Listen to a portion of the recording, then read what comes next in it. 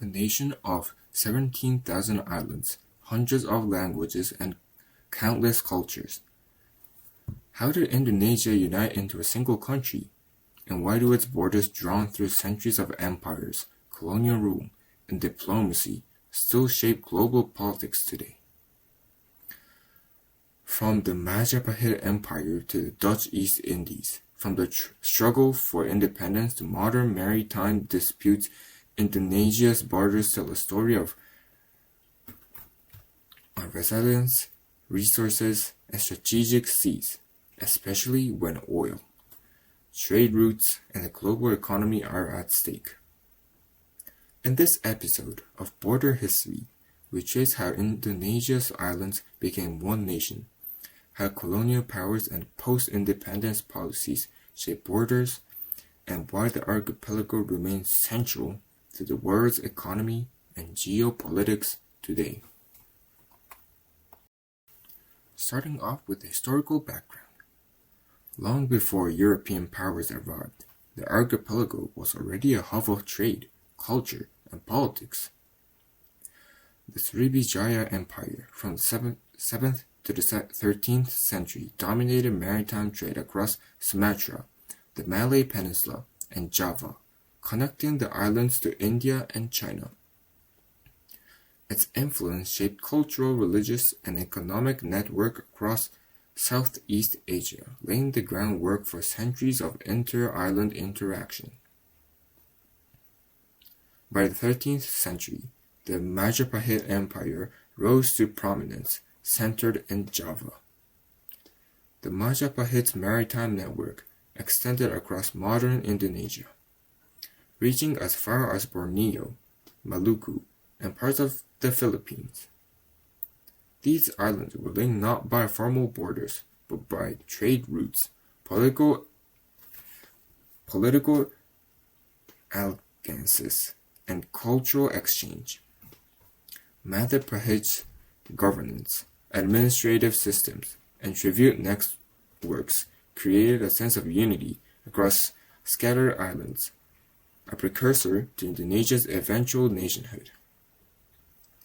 Meanwhile, Islam spread through trading ports like Demak, influencing social structures, law, and education.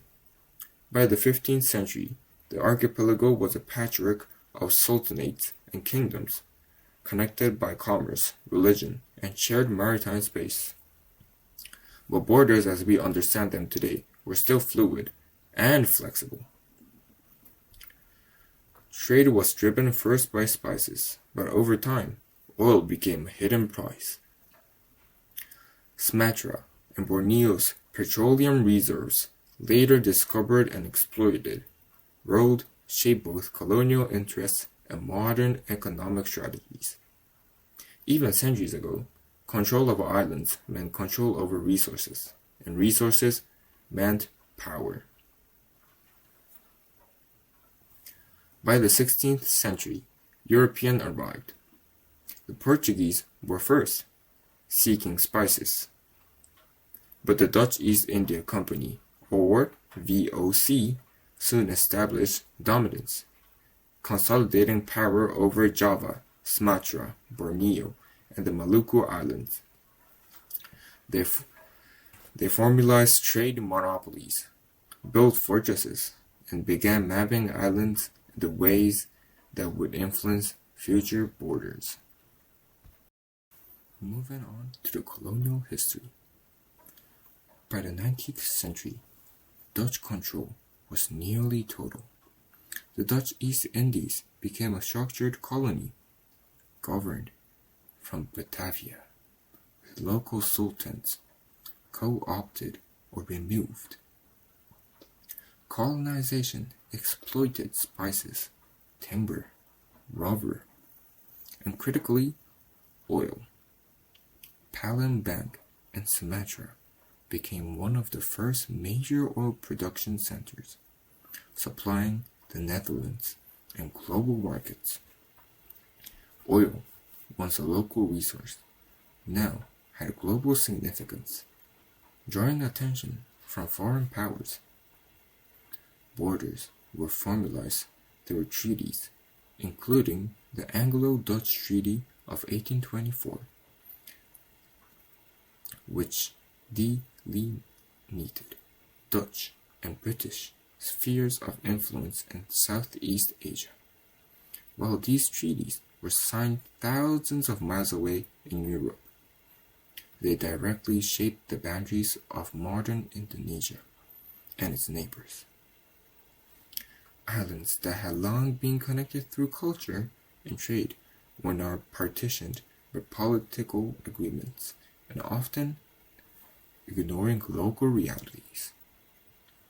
During World War II, Japanese forces occupied the islands. Oil infrastructure was a major target, and the occupation weakened Dutch authority. But the period also fueled nationalist sentiment, guerrilla tactics, sabotage, and the organization of local militias demonstrated that control of resources, particularly oil, was inseparable from control of the islands themselves. As the Japanese occupation ended, leaders like Sukarno and Muhammad Hatta stepped into power. But unifying Indonesia was not simply a matter of declaring independence. It meant consolidating thousands of islands, hundreds of ethnic groups, and strategic resources sites under a single authority. Oil, trade routes, and ports were central to these efforts, linking economic control with political sovereignty. Moving on to the independence and border consolidation. After centuries of foreign rule, Indonesia declared independence on August 17, 1945.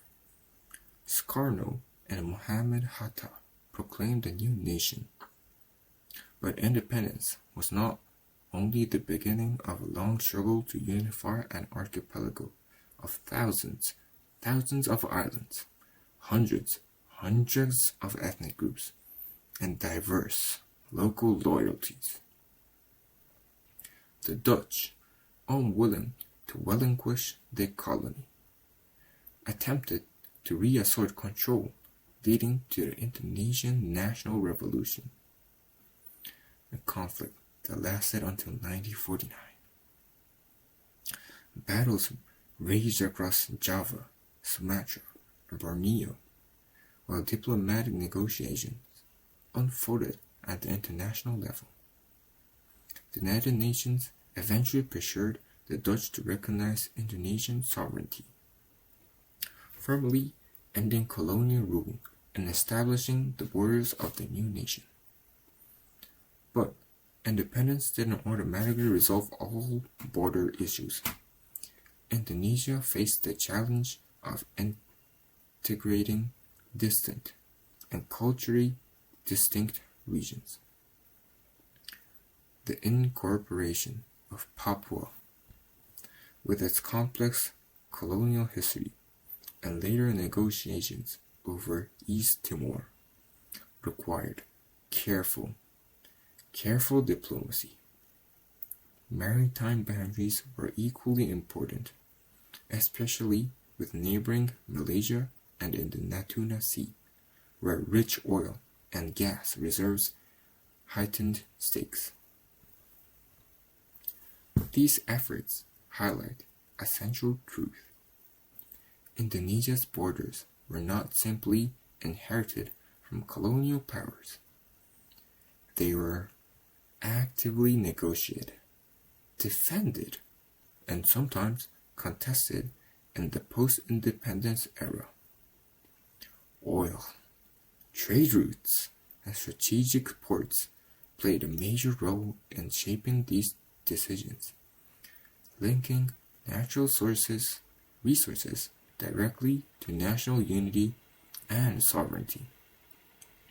By consolidating control over both land and sea, Indonesia transformed from a collection of loosely connected kingdoms and colonial territories into an unfeed nation, setting the stage for the modern borders we recognize today. Moving on to the modern borders. On August 17, 1945, Indonesia declared independence. The Dutch tried to reclaim control, leading to the Indonesian National Revolution, a war that lasted until 1949. After independence, borders were still in flux. Negotiations with East Timor, Malaysia, and Papua New Guinea were essential to secure land borders, while maritime boundaries required careful management to protect oil fields and shipping lanes. The Natuna Sea and South China Sea illustrate the ongoing complexity. Rich in oil and gas, these waters are contested by neighboring nations. Securing them is not only about national pride, it is about economic survival and strategic leverage. Indonesia's pipelines, refineries, and ports make it a key energy player in the region, and the control of these resources directly affects global markets. Modern borders reflect centuries of history, empires, colonization, independence struggles, and the practical necessities of governing thousands of islands. Every decision, every treaty, and dispute is intertwined with resources like oil, showing how geography and economics shape politics. Moving on to the global connection and significance. Indonesia is not just an archipelago, it is a strategic crossroads. The Strait of Malacca, Sunda Strait, and the Natuna Sea are among the busiest shipping lanes on Earth, linking the Indian and Pacific Oceans. Nearly a quarter of global trade passes through these waters, and oil shipments make Indonesia critical to the global energy supply. By the way, the Strait of Malacca is also known as the Gibraltar in East, making it significant as one of the most important, geographically important place for global trade. Oil reserves have made Indonesia a prize for foreign powers, from Dutch colonial interests to Japanese occupation, and now as part of international energy markets. The nation's borders and waters continue to shape regional diplomacy, maritime security, and global economic stability. Indonesia's influence extends beyond resources. As a leading ASEAN member, it helps mediate disputes, guide regional policy, and navigate the challenges of global geopolitics. Its borders are not just national lines. They are strategic boundaries with global consequences. Moving on to the conclusion. From empires, spice ports, to oil-rich islands and contested seas, Indonesia's borders are more than lines on a map.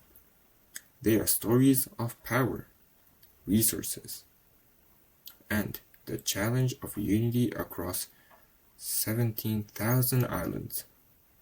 They tell us how a nation stitched together diverse peoples and landscapes into a single identity, and why the world continues to watch these borders. Borders are never static. They are shaped by history, by the flow of resources, and by the people who live within them. In Indonesia's case, they connect local struggle with global stakes, from oil pipelines to shipping lanes to regional diplomacy. And the story of the archipelago is far from over. It continues and to influence Southeast Asia and the world today.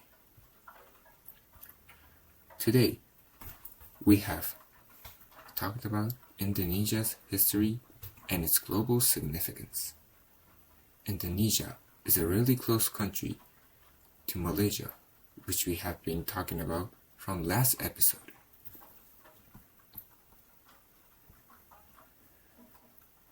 In our next episode of Border History, we journey north to explore Myanmar, a land of rivers, kingdoms, and contested borders.